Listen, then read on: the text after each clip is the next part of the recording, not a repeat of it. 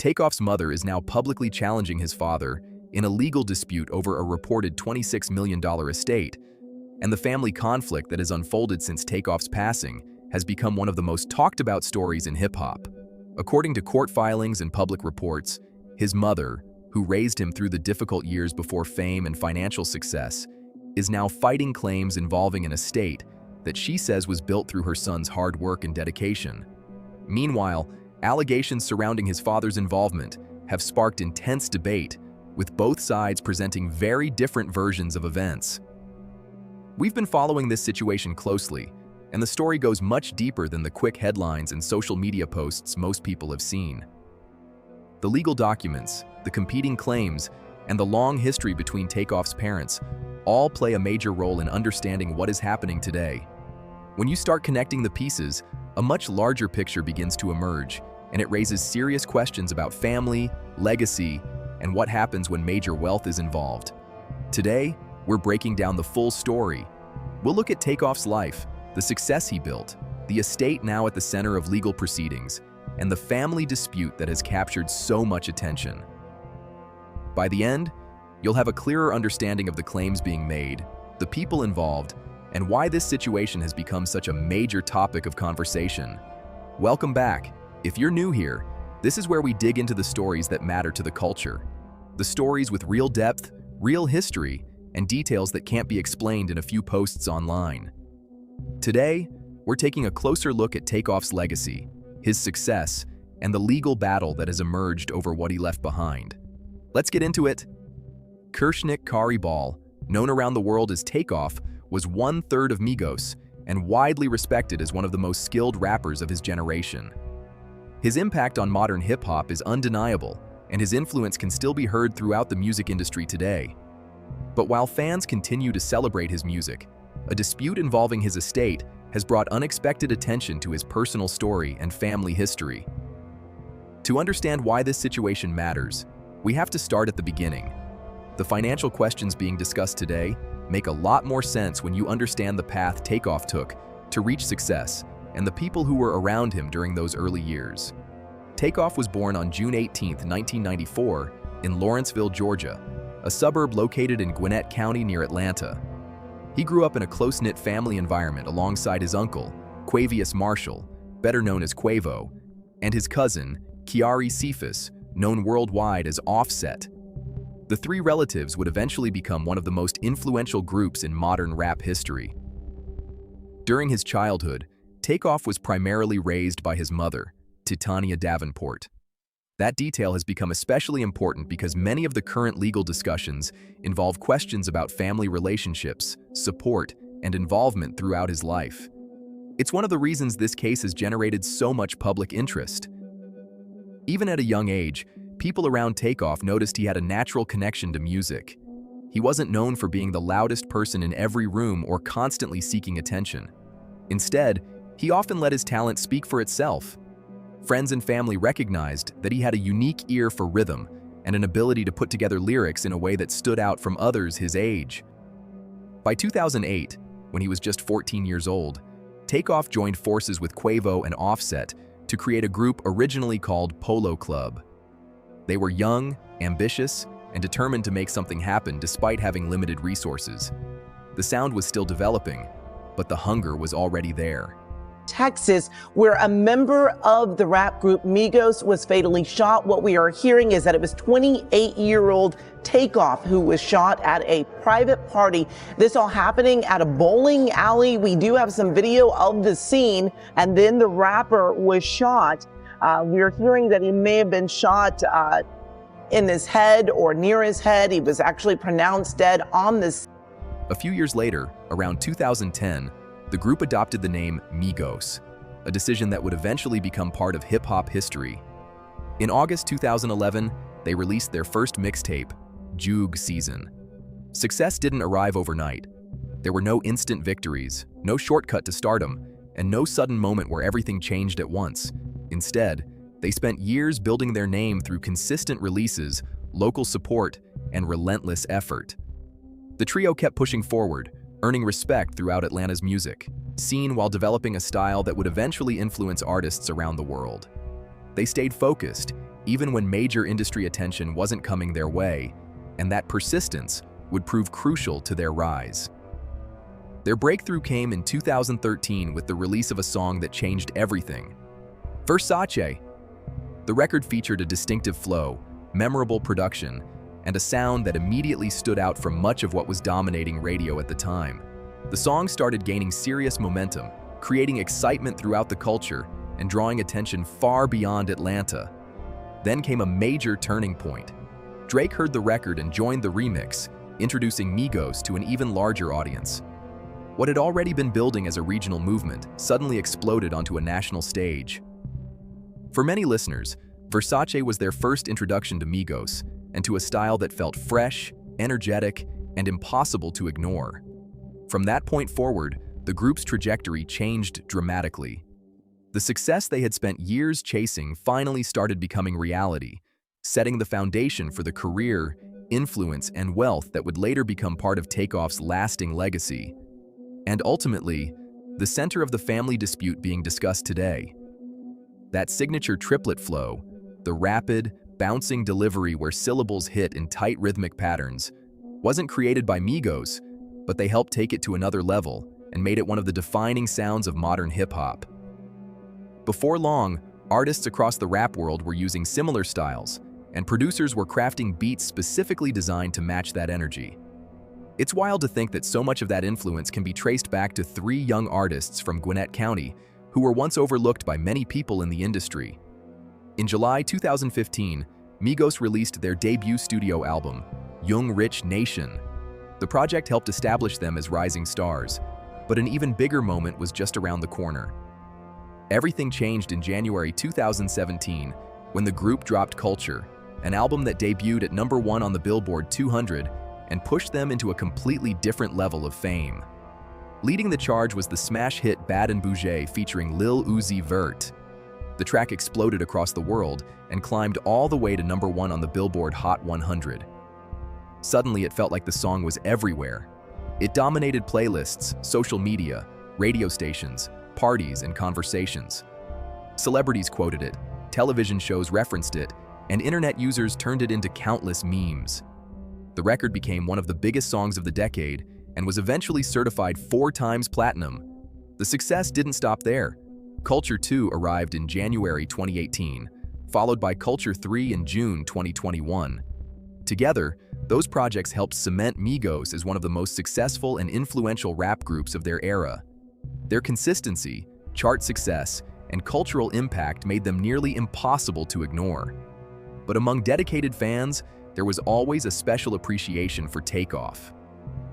While Quavo and Offset often attracted attention in different ways, Takeoff built his reputation through pure skill. He was known for staying low-key, avoiding unnecessary drama, and letting his music do the talking. He wasn't usually the loudest voice in interviews or the person chasing headlines. Instead, he focused on the craft. And when listeners played the records back, many found themselves rewinding Takeoff's verses again and again. His timing, flow control, rhyme patterns, and delivery stood out even within a group full of talent. Hip-hop fans frequently debated whether Takeoff was the most underrated member of Migos, with many arguing he was also the most technically gifted. That conversation followed him throughout much of his career. Just days before his passing, Takeoff appeared on the Drink Champs podcast and shared words that would later resonate deeply with fans. He explained that he wanted to receive recognition while he was still here. He didn't want people to wait until later to appreciate his contributions. Looking back now, many people view those comments in a completely different light, making the interview even more memorable. Takeoff also proved he could shine on his own. In 2018, he released his debut solo album, The Last Rocket, which debuted at #4 on the Billboard 200. The project was praised by both fans and critics, with many seeing it as a strong showcase of his individual talent outside the group setting. It demonstrated that he had plenty to offer as a solo artist, and that his creative journey was still expanding. Later, he and Quavo teamed up for the duo project Unk and Few, showing another side of their chemistry and opening the door for future opportunities. From the outside, it appeared that Takeoff's career was continuing to rise. New music, new collaborations, and new achievements seemed to be ahead of him. Then everything changed on November 1st, 2022. At a gathering held at 810 Billiards and Bowling in Houston, Texas, Takeoff lost his life at the age of 28 following a shooting. News of the tragedy spread rapidly and sent shockwaves through the music industry and beyond. Fans, artists, and public figures struggled to process the loss of someone whose career still felt far from finished. Tributes poured in from across the entertainment world. Artists including Drake, SZA, Machine Gun Kelly, and many others publicly honored his memory. Social media filled with messages celebrating his talent, influence, and character. The outpouring of support showed just how respected he had become among both his peers and his audience. His funeral was held at Atlanta's State Farm Arena, where family members, friends, fellow artists, and thousands of supporters gathered to pay their respects. The event served as a powerful reminder of the impact he had made during his life and career. For many people, it was a heartbreaking farewell to an artist whose contributions helped shape an entire generation of hip-hop. Now this is where the story takes a major turn. At the time of his passing, Takeoff's net worth was widely estimated at around $26 million, according to multiple published reports. That figure has since become one of the central points discussed in legal proceedings involving his estate. And as details from those proceedings began to emerge, what started as a conversation about legacy quickly evolved into a complicated family dispute that continues to attract attention today. To understand why the reported $26 million estate has become such a major issue, you first have to understand how wealth is built when an artist reaches the level Migos reached. The money wasn't coming from just one place. It came from touring, streaming, business ventures, endorsements, music rights, and years of non-stop work that transformed the group into a global brand. One of the biggest sources of income during Migos' peak years was touring. Between September 2017 and September 2018, the group reportedly earned around $25 million, much of it from an intense touring schedule that included 93 performances in just 12 months. They were constantly on the move, hitting city after city, while demand for their shows continued to grow. That same period included the hugely successful Aubrey and the Three Migos tour alongside Drake. The tour reportedly generated more than $103 million across 54 shows, making it one of the biggest rap tours of its time. By then, Forbes reported that Migos could command more than $150,000 per show, a massive jump from the rates they were earning earlier in their career. When you start adding up those numbers, it becomes clear just how quickly major wealth can be created at that level of success. The momentum only continued. Between September 2018 and September 2019, the group reportedly brought in another $36 million. Over a 2-year stretch, that added up to roughly $61 million in earnings.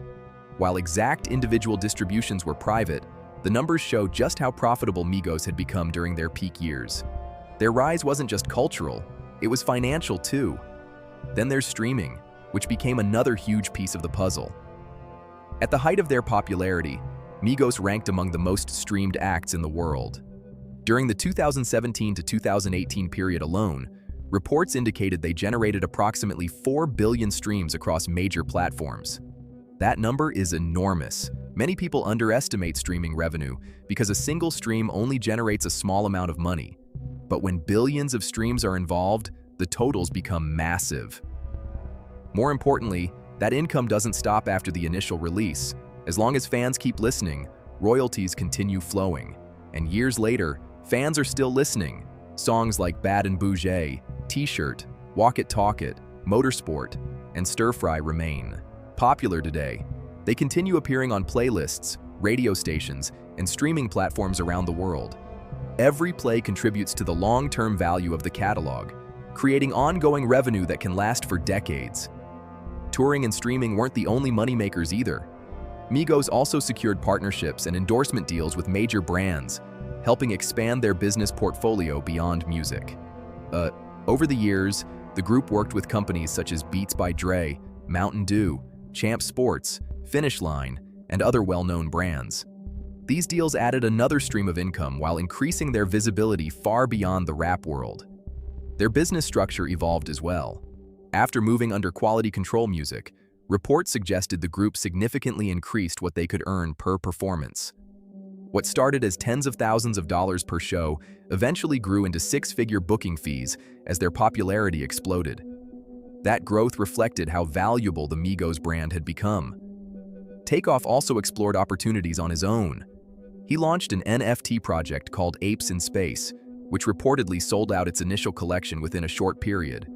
Whether through music, branding, or new ventures, he appeared focused on building long-term value rather than relying on a single source of income. He wasn't just making money, he was creating assets, and that brings us to one of the most important parts of this entire story. When people hear about a multi-million-dollar estate, they often imagine stacks of cash sitting in accounts. But in reality, some of the most valuable assets connected to successful musicians are intellectual property rights. Music catalogs, publishing interests, royalty streams, and ownership stakes can be worth far more over time than the cash currently available in a bank account. Takeoff's music catalog is a major example of that. His interests in Migos recordings, publishing rights, collaborative works, and solo material may continue generating revenue for years to come. Every time a song is streamed, purchased, performed, or licensed, additional royalties may be created depending on the ownership structure involved. If a song is licensed for a movie, television show, commercial, documentary, or video game, licensing fees can be generated. If music is played on radio stations or in public venues, performance royalties may be collected.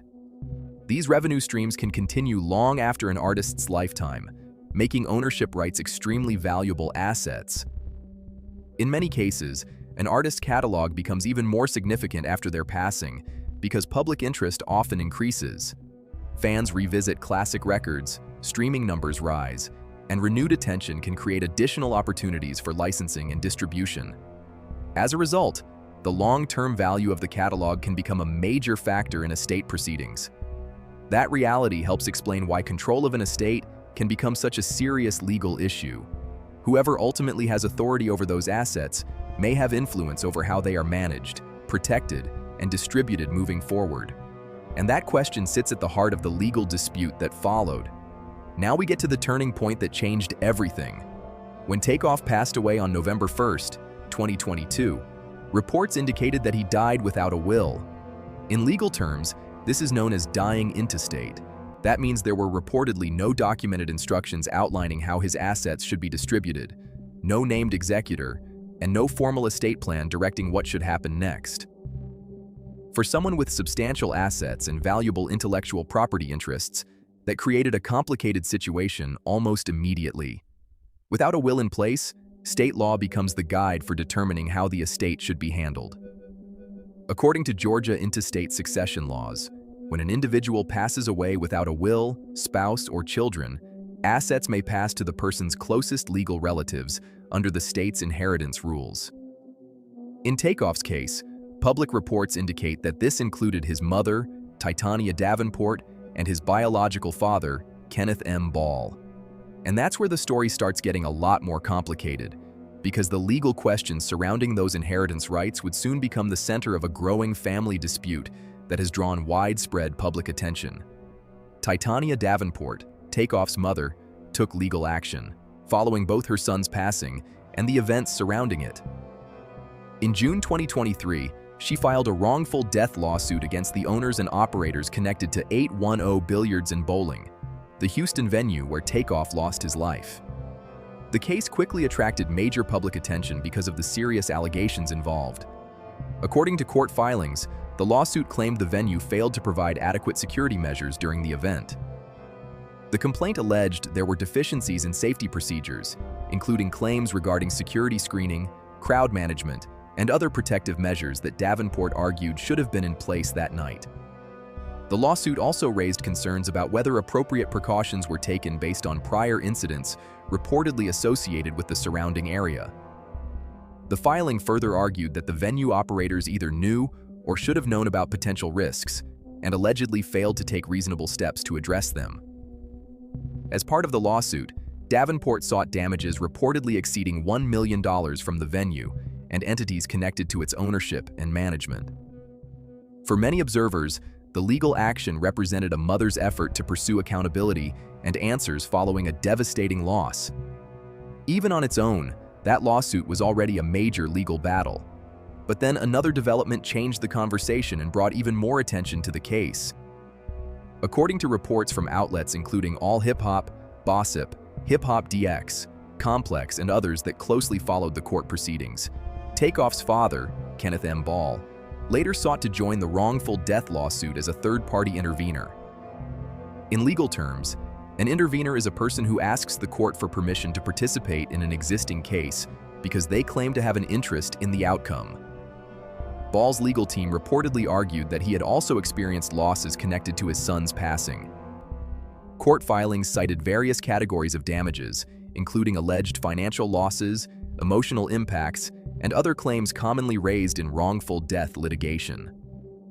His attorneys argued that, as Takeoff's biological father, he had legal standing to pursue those claims alongside the existing case.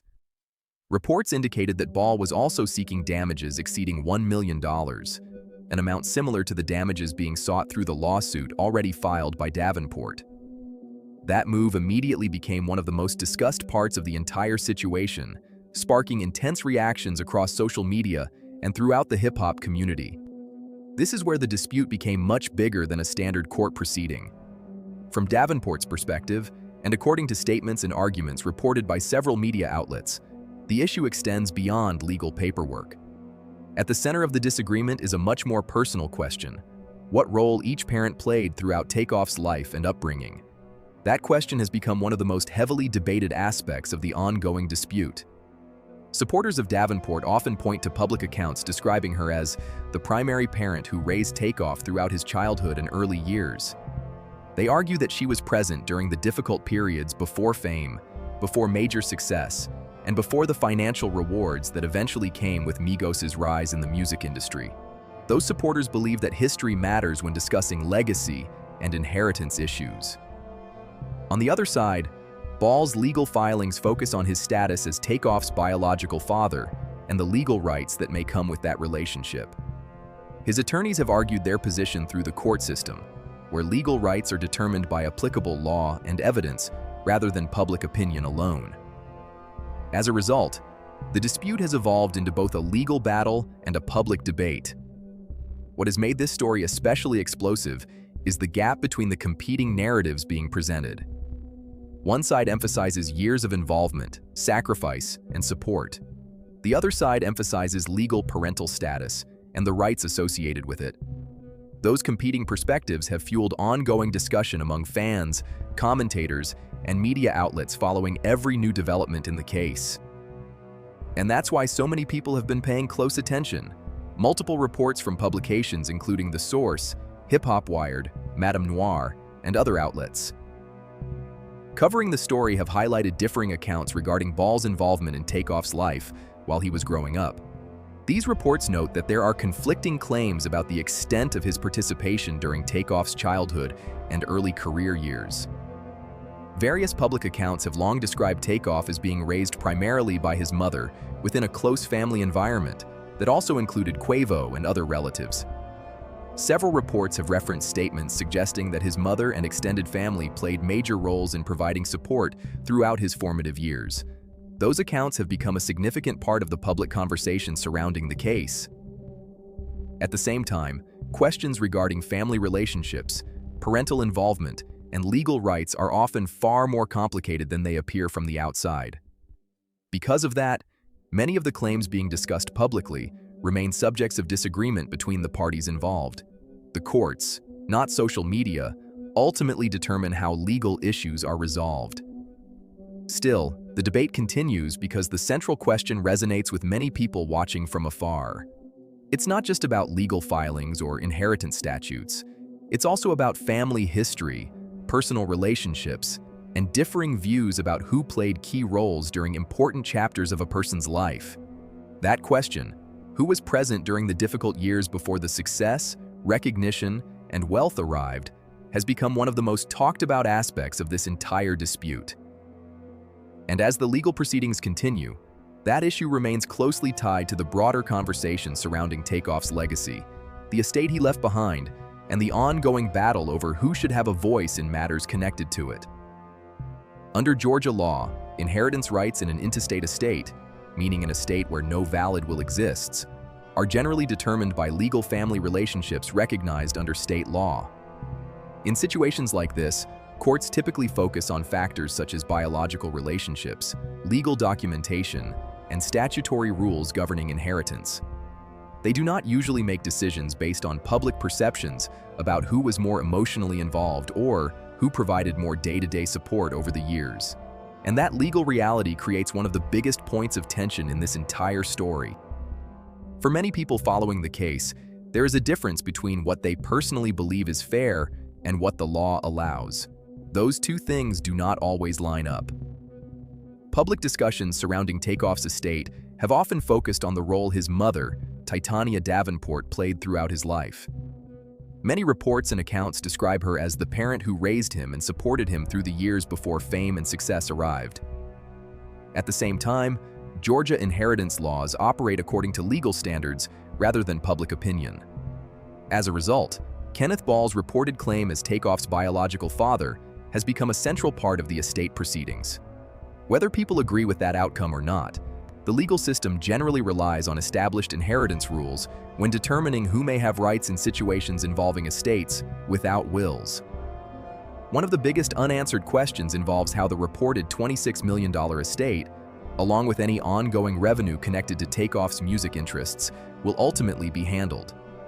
Public reports indicate that matters related to the estate have remained subject to legal proceedings, and many details have not been fully resolved.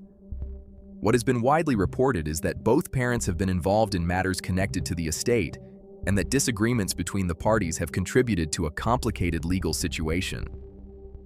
Adding another layer to the story, the owners and operators connected to the bowling alley have reportedly challenged the wrongful death allegations.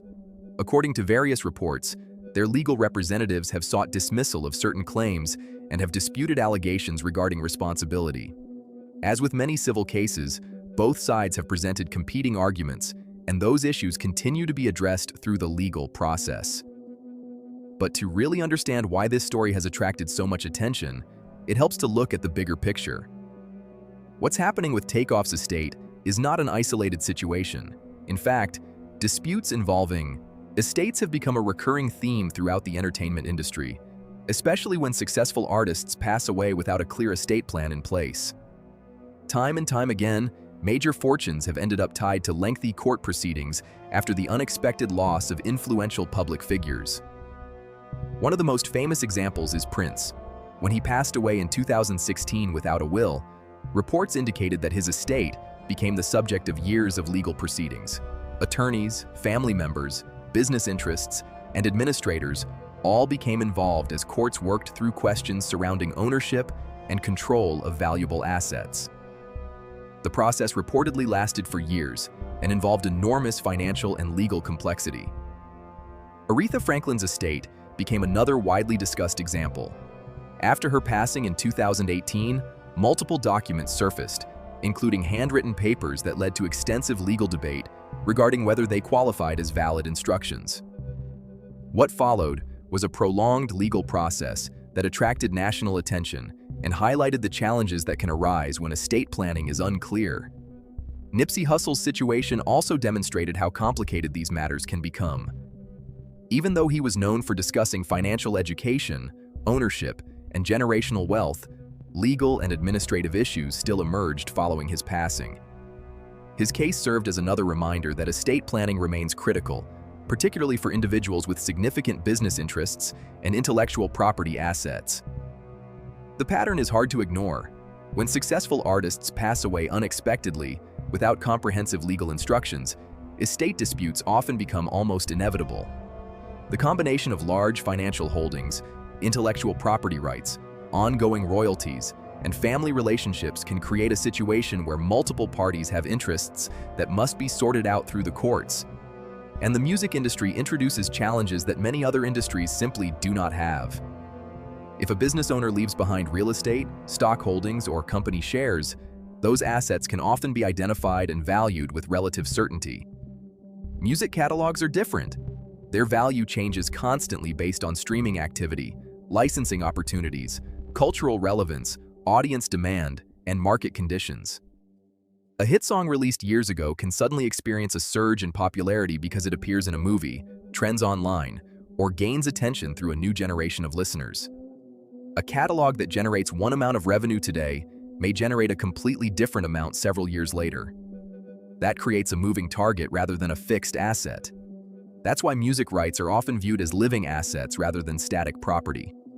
Every stream, every radio play, every licensing agreement, and every new commercial opportunity can affect the value of the estate.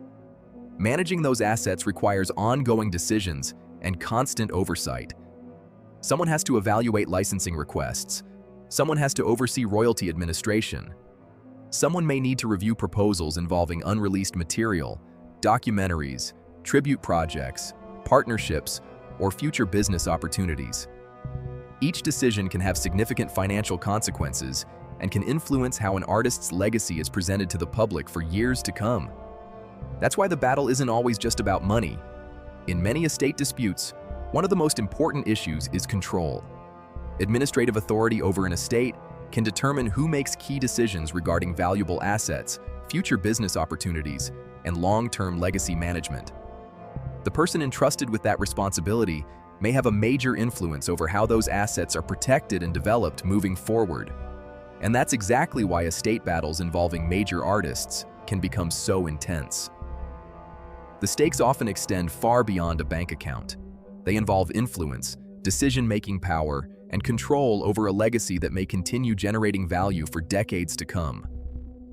In cases like this, the person guiding the estate isn't simply collecting revenue, they're helping shape the future of everything the artist built. The decisions being made today could influence how Takeoff's music, business interests, and public legacy are managed for many years to come. That's one reason this dispute has drawn so much attention.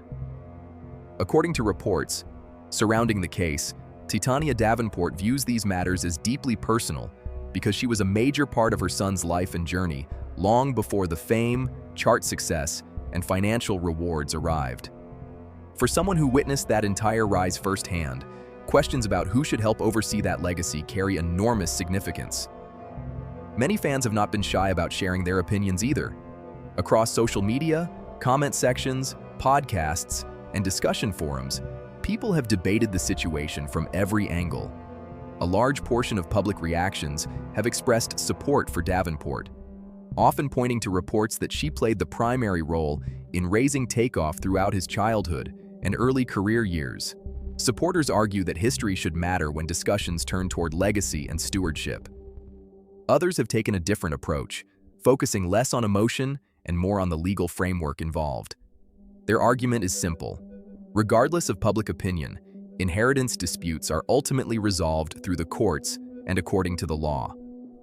From that perspective, the most important question is not what people feel should happen, but what legal rights exist under Georgia law and how those rights apply to the estate. What makes this story so fascinating is that both viewpoints continue to shape the conversation. On one side, there is the emotional reality that many fans connect with, a story about family, sacrifice, support, and the people who were present during the difficult years. On the other side, there is the legal reality, where courts rely on statutes, documentation, and established legal standards rather than public sentiment. Those two realities often overlap, but they do not always lead to the same conclusions. Beyond the specifics of this case, the situation also highlights a much bigger issue that affects entertainers, athletes, entrepreneurs, and anyone building substantial wealth. It serves as another reminder of how important estate planning can be, especially when valuable assets and long-term income streams are involved. Takeoff was only 28 years old when he passed away. For most people that age, estate planning is not a priority.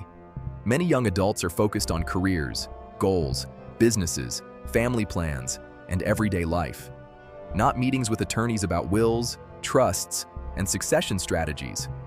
But Takeoff's circumstances were very different from those of the average person. By his mid to late 20s, he had helped build one of the most successful groups in hip-hop history. He had earned significant income through touring, streaming, publishing, endorsements, and other ventures. He also had ownership interests tied to music that continues generating revenue long after its original release.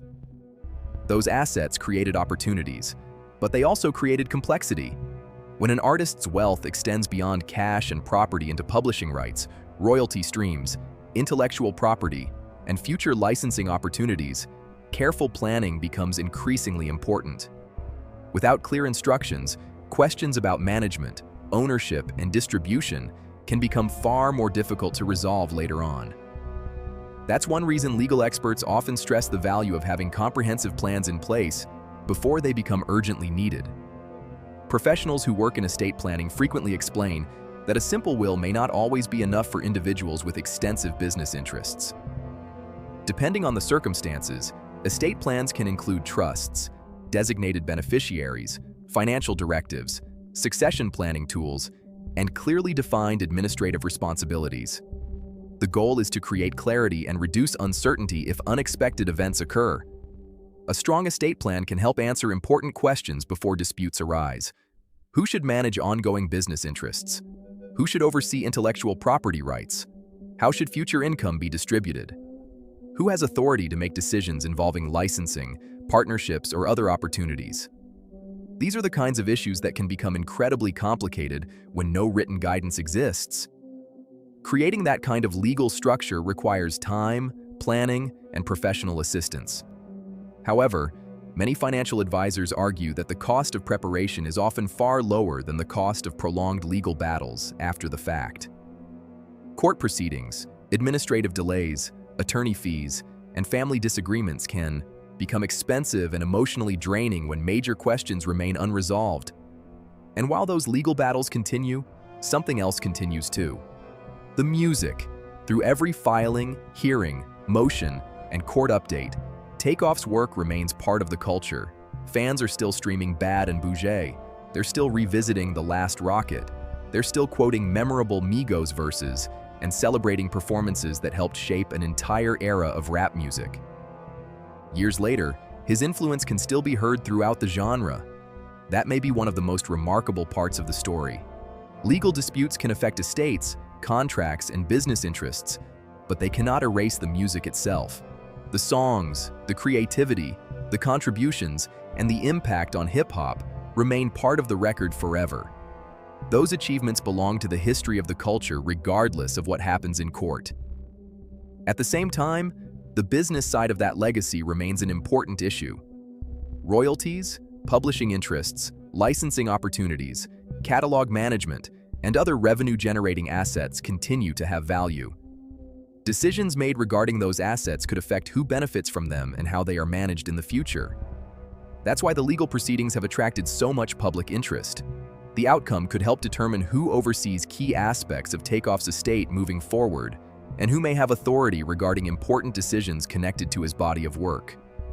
Those questions are likely to remain central topics as the legal process continues to unfold. And that's the real reason so many people are paying attention. Yes, there are significant financial figures involved. Yes, there are legal disputes and complicated court proceedings.